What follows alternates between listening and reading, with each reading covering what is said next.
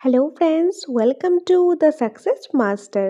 So friends, আমি সুস্মিতা। আমি আজকে তোমাদের জন্য সোশ্যাল অ্যান্ড পলিটিক্যাল লাইফ থেকে হিউম্যান রাইটস যে টপিকটা রয়েছে সেই টপিকটা থেকে ক্লাস নিয়ে এসেছি। তো আজকে এই টপিকটা থেকে প্রথমে কনসেপ্টটা ডিটেইলে ডিসকাস করব, তারপর কোশ্চেন আনসার নিয়েও আলোচনা করব। তো হিউম্যান রাইটস মানবাধিকার, তো তোমরা ক্লাসটা স্কিপ না করে লাস্ট পর্যন্ত দেখতে থাকো, তাহলে আশা করি তোমাদের অনেকটাই কাজে আসবে। এখন তাহলে দেরি না করে আজকের ইম্পর্টেন্ট ক্লাসটা আমি শুরু করছি। সো এখানে কি রয়েছে দেখো, পৃথিবীর সকল মানুষ কতগুলি স্বাভাবিক অধিকার নিয়ে জন্মগ্রহণ করে। যে পৃথিবীর সকল মানুষ রয়েছে তারা কতগুলি স্বাভাবিক অধিকার নিয়ে জন্মগ্রহণ করে। এই অধিকারগুলি প্রাকৃতিক ও সহজাত, মানুষের জীবনের সঙ্গে এদের অবিচ্ছেদ্য সম্পর্ক বিদ্যমান। যে মানুষের যে জীবন রয়েছে সেই জীবনের সঙ্গে এই অধিকারগুলিও অবিচ্ছেদ্যভাবে সম্পর্ক বিদ্যমান। এই অধিকার থেকে বঞ্চিত করলে মানুষের মর্যাদা ক্ষুণ্ণ হয়, মানবতা লঙ্ঘিত হয় এবং মানুষের মতো মানুষের বাঁচতে পারে না। তো এই যে অধিকারগুলি, পৃথিবীর যে সকল মানুষ কতগুলি স্বাভাবিক অধিকার নিয়ে জন্মগ্রহণ করে, আর এই অধিকারগুলি প্রাকৃতিক ও সহজাত, মানুষের জীবনের সঙ্গে এদের অবিচ্ছেদ্য সম্পর্ক রয়েছে। আর এই অধিকার থেকে বঞ্চিত করলে মানুষের মর্যাদা ক্ষুণ্ণ হয়, তাদের মানবতা সেটা লঙ্ঘিত হয়, মানুষ মানুষের মতো বাঁচতে পারে না। মানব জাতির সদস্য হয়ে পৃথিবীর সকল মানুষ নিজের অস্তিত্ব রক্ষা অগ্রগতি অন্যতম শর্ত হিসাবে এই অধিকারগুলি নির্বিচ্ছিন্নভাবে ভোগ করা অধিকারী। এগুলি হলো মানবাধিকার। এগুলি হলো মানবাধিকার। অর্থাৎ বলা হয়েছে, খুব ইজিভাবে বলতে গেলে, পৃথিবীর সকল মানুষই তারা যখন জন্মগ্রহণ করে তখনই কতগুলি স্বাভাবিক অধিকার নিয়ে জন্মগ্রহণ করে। আর এইগুলি কি? এইগুলি হলো মানুষের জীবনের সঙ্গে অবিচ্ছেদ্যভাবে সম্পর্ক বিদ্যমান। আর এই অধিকার থেকে যদি কাউকে বঞ্চিত করা হয় তাহলে মানুষের মর্যাদা ক্ষুণ্ণ হয়, মানবতা লঙ্ঘিত হয়, মানুষ মানুষের মতো বাঁচতে পারে না। এই জন্য যে মানব জাতির সকল সদস্যদের, পৃথিবীর সকল মানুষের তাদের যে নিজের অস্তিত্ব রয়েছে সেটা রক্ষা করার জন্য, তার অগ্রগতির জন্য অন্যতম শর্ত হিসাবে এই যে অধিকারগুলি রয়েছে, এই অধিকারগুলিকে নির্বিচ্ছিন্নভাবে ভোগ করার অধিকার রয়েছে প্রতিটা মানুষেরই। আর এই সবগুলি অধিকারকে বলা হয় মানবাধিকার। যে মানবের যে অধিকারগুলি রয়েছে এগুলিকে বলা হয় মানবাধিকার, অর্থাৎ হিউম্যান রাইটস। অন্যভাবে বলা যায়, মানবাধিকার বলতে সেই সব অধিকারকে বোঝায় যেগুলির সাহায্যে মানুষ তার সহজাত গুণাবলী এবং বুদ্ধির পরিপূর্ণ বিকাশ ঘটাতে এবং অন্যান্য প্রয়োজন পূরণ করতে সক্ষম হয়। মানুষের মর্যাদা রক্ষা, মানবিক স্বাধীনতা ও সাম্যকে সুরক্ষিত করা এবং সকল প্রকার বৈষম্য অবসানে সর্বশ্রেষ্ঠ হাতিয়ার হলো মানবাধিকার। ওকে, তো মানবাধিকার কি বা হিউম্যান রাইটস কি সেটা আশা করি তোমরা বুঝতে পেরেছো। নেক্সট স্লাইডে আমরা দেখে নেব, 1948 খ্রিস্টাব্দে 10 ডিসেম্বর রাষ্ট্রসংঘের ইউএনও সাধারণ সভায় মানবাধিকার সংক্রান্ত বিশ্বজড়িত ঘোষণাপত্র গৃহীত হয়।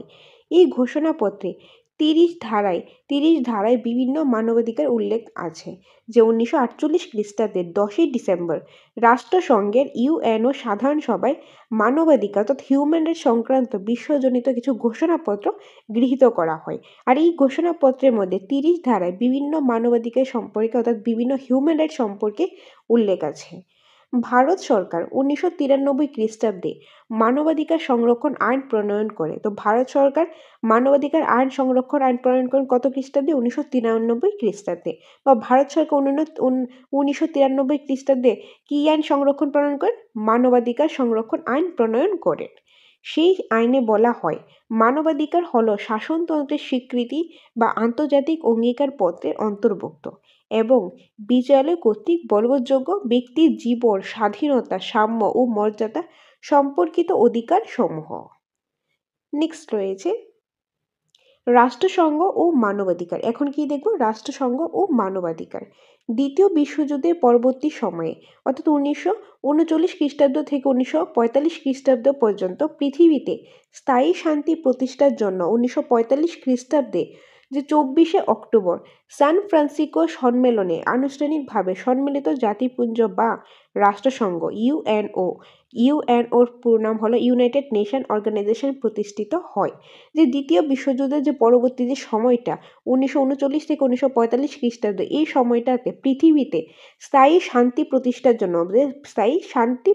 জন্য 1945 খ্রিস্টাব্দের 24 অক্টোবর সান ফ্রান্সিসকোতে আনুষ্ঠানিকভাবে সম্মিলিত জাতিপুঞ্জ বা রাষ্ট্রসংঘ অর্থাৎ ইউএনও ইউনাইটেড নেশন অর্গানাইজেশন প্রতিষ্ঠিত হয়। এতে একটি প্রস্তাবনা সহ 111টি ধারা আছে। এটির মধ্যে একটি প্রস্তাবনা আছে আর একটি প্রস্তাবনা সহ আরও 111টি ধারা আছে। একটি প্রস্তাবনা 111টি ধারা আছে। সকল মানুষের অর্থনৈতিক, সামাজিক, সাংস্কৃতিক, পৌর ও রাজনৈতিক অধিকার প্রতিষ্ঠিতের জন্য মানব অধিকার সংরক্ষণ আইনে নিম্নলিখিত অধিকারগুলির উপর বিশেষ গুরুত্ব দেওয়া হয়েছে। আর সেই অধিকারগুলি কি, কোন অধিকারগুলির উপর বিশেষ গুরুত্ব দেওয়া হয়েছে, এগুলি আমরা নেক্সট স্লাইডের মধ্যে এক এক করে আমরা দেখব। সো নেক্সট স্লাইডের মধ্যে কি রয়েছে এই অধিকারগুলি। প্রথমেই রয়েছে ব্যক্তি মানুষের জীবন ও নিরাপত্তা রক্ষার অধিকার। যে ব্যক্তি মানুষের যে জীবন ও তার যে নিরাপত্তার যে অধিকার রয়েছে। আইনের দৃষ্টিতে সাম্যের অধিকার, যে আইনের দৃষ্টিতে সাম্যের অধিকার অর্থাৎ আইনের দৃষ্টিতে সবাই সমান, এই অধিকারটা এই হিউম্যান রাইটসটাও রয়েছে। বিনা বিচারে গ্রেপ্তার ও আটকের হাত থেকে অব্যাহতির অধিকার, যে বিনা বিচারে গ্রেপ্তার ও আটকের হাত থেকে অব্যাহতির অধিকারও রয়েছে। ন্যায় বিচারের অধিকার আছে। দাসপ্রথা থেকে মুক্তির অধিকার, যে দাসপ্রথা থাকলে সেটা থেকে মুক্তির অধিকারও রয়েছে। সামাজিক নিরাপত্তার অধিকার, কি সামাজিক নিরাপত্তার অধিকার।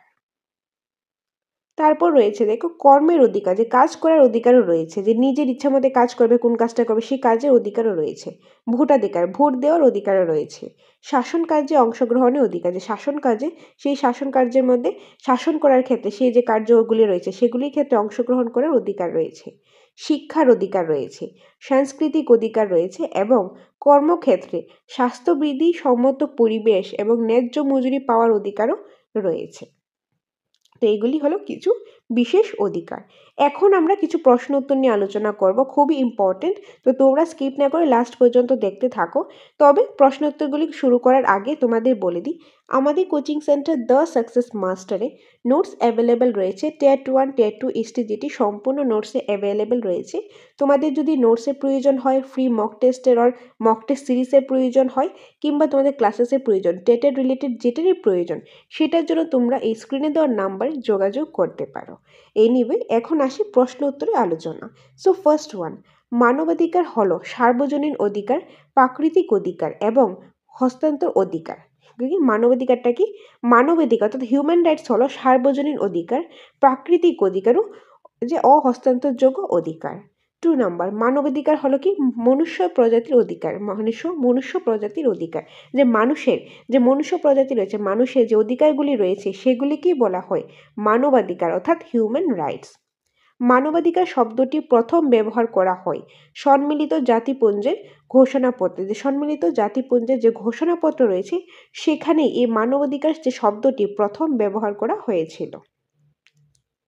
4 নম্বরে রয়েছে মানবাধিকারের শতাব্দী হিসেবে গণ্য করা হয় বিংশ শতাব্দীকে।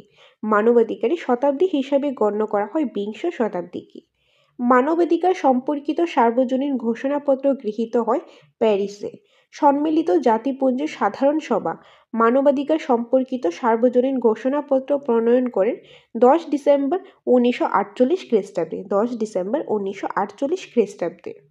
নেক্সট রয়েছে 7 নম্বরে, সম্মিলিত জাতিপুঞ্জের সাধারণ সভা যে 48টি রাষ্ট্রের ভোটের মাধ্যমে মানবাধিকার সম্পর্কিত সার্বজনীন ঘোষণাপত্র প্রণয়ন করেন। মানবাধিকার সম্পর্কিত সার্বজনীন ঘোষণাপত্রে 30টি ধারা রয়েছে। বিশ্ব মানবাধিকার দিবস পালন করা হয় প্রতি বছর 10 ডিসেম্বর তারিখে। প্রতি বছর 10 ডিসেম্বর বিশ্ব মানবাধিকার দিবস পালন করা হয়। 10 নম্বরে রয়েছে মানবাধিকার সম্পর্কিত সার্বজনীন ঘোষণাপত্র 4টি অংশে রয়েছে। যে মানবাধিকার হিউম্যান রাইটস সম্পর্কিত যে সার্বজনীন ঘোষণাপত্রগুলি রয়েছে সেটি 4টা অংশে বিভক্ত রয়েছে। পৌর ও রাজনৈতিক অধিকারের উপর আন্তর্জাতিক চুক্তিপত্র গৃহীত হয়েছিল 16 ডিসেম্বর 1966 খ্রিস্টাব্দে। 16 ডিসেম্বর 1966 খ্রিস্টাব্দে। ভারতের সর্বত্র মানবাধিকার সুরক্ষা আইন বলবৎ করা হয় 1993 খ্রিস্টাব্দে। ভারতে সর্বত্র মানবাধিকার সুরক্ষার জন্য যে আইন বলবৎ করা হয় যেটা কত খ্রিস্টাব্দে? 1993 খ্রিস্টাব্দে। নেক্সট রয়েছে 13 নম্বরে, রাষ্ট্রসংঘের উদ্যোগে সর্বপ্রথম মানবাধিকার বিষয়ক কমিশন গঠন করা হয় 1947 খ্রিস্টাব্দে। যে রাষ্ট্রসংঘের উদ্যোগে সর্বপ্রথম যে মানবাধিকার অর্থাৎ হিউম্যান রাইটস বিষয়টা নিয়ে যে কমিশন গঠন করা হয়েছিল সেটা কবে করা হয়েছিল? সেটা করা হয়েছিল 1947 খ্রিস্টাব্দে। 14 নম্বর, ভারতে মানবাধিকার সুরক্ষা আইনটি সংসদে গৃহীত হয় 1994 খ্রিস্টাব্দে।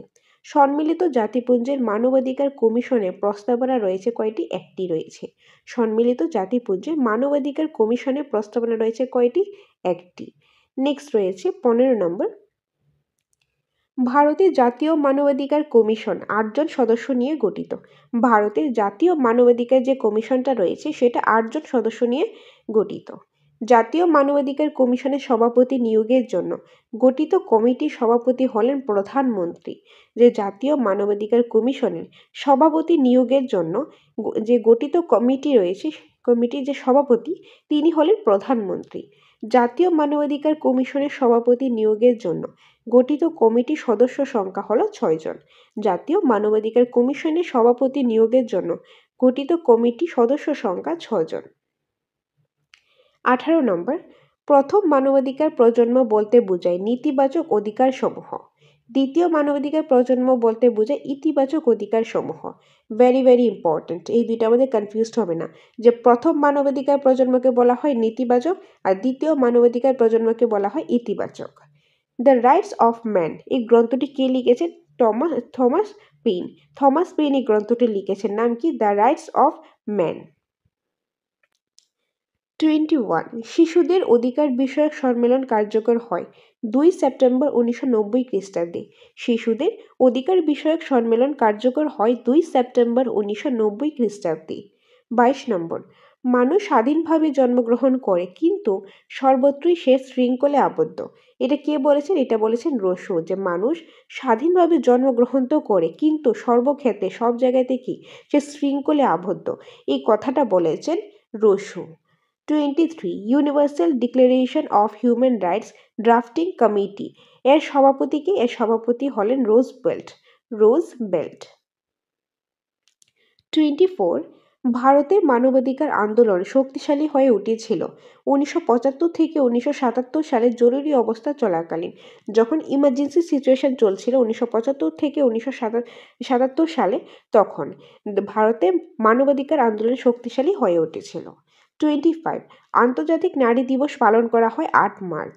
জাতীয় মানবাধিকার কমিশন এবং রাজ্য মানবাধিকার কমিশনের সভাপতি ও অন্যান্য সদস্যদের কার্যকালের মেয়াদ হলো 5 বছর। কার্যকালের মেয়াদ কত? 5 বছর। 27 রয়েছে, জাতীয় মানবাধিকার কমিশনের সভাপতি এবং অন্যান্য সদস্যদের নিয়োগ করেন রাষ্ট্রপতি। জাতীয় মানবাধিকার কমিশনের সভাপতি এবং অন্যান্য সদস্যদের নিয়োগ করেন কে? রাষ্ট্রপতি। রাজ্য মানবাধিকার কমিশনের সভাপতি এবং অন্যান্য সদস্যদের নিয়োগ করেন রাজ্যপাল। যে রাজ্য মানবাধিকার কমিশনের সভাপতি এবং অন্যান্য সদস্যদের নিয়োগ কে করেন? রাজ্যপাল। রাজ্য মানবাধিকার কমিশন গঠিত হয় একজন সভাপতি এবং অন্যান্য 4 জন সদস্য নিয়ে।